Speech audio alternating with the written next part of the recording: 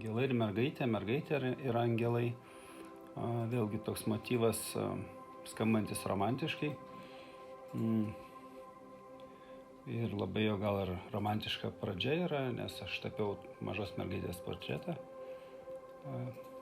Ir buvo didelis ryšys, sakykime, jos kaip mergaitė su dailininku, pats įvykis, pats tapimo procesas, nuotraukos iš viso to seanso ir iš tų seansų. Ir, kaip sakė mama, didžiulį įspūdį padarė būtent, kad tas pozavimas dailininkui. Antra dalis visos istorijos, kad ta mergaitė žuvo ir tad, kaip sakau, aš tie angelų tema ir siužetai man netrodė labai gili ir labai prasminga, kad kaip tapytojai, bet po visų tų realijų skaudžių angelo sargo motyvas man kaip angelų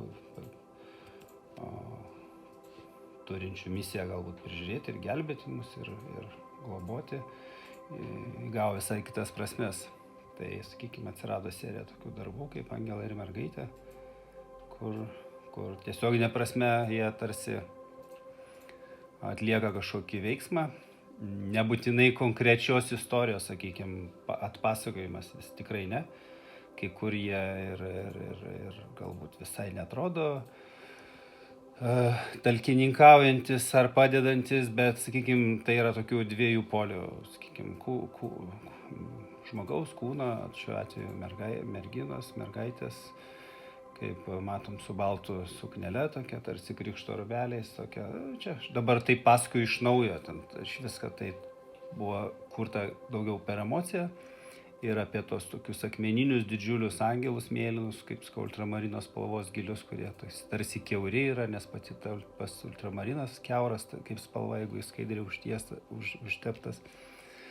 Tai jie ir apčiuopiami ir neapčiuopiami, nors paveikslai jie labai dominuojantis ir ryškus ir didžiuliai, bet tarsi jau, kaip matome, salėje turim kitą angelą su korsetu, kuris sugebėjo išgelbėti mergaitę. Šitie du paveikslai truputį tragiškesni, bet vėlgi su gal ta pačia potekste.